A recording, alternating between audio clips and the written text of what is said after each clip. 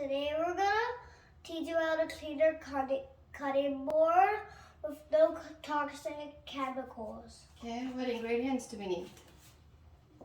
Baking soda, lemons, Okay, go ahead. What do we do first?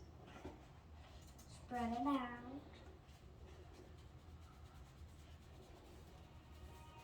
Birds flying high, you know how I feel. Sun in the sky, you know how I feel. Okay, here.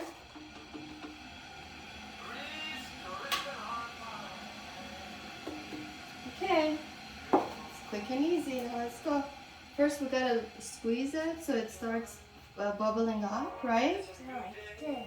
Yeah, the baking soda takes out the dirt, and then the lemon cleans as is as a natural cleaning agent, right?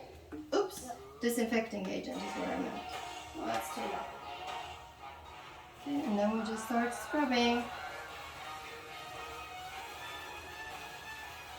Right, that is the time to scrub. And then you lemon. Yeah, it's okay, you can scrub with this. Let me get on that. Okay.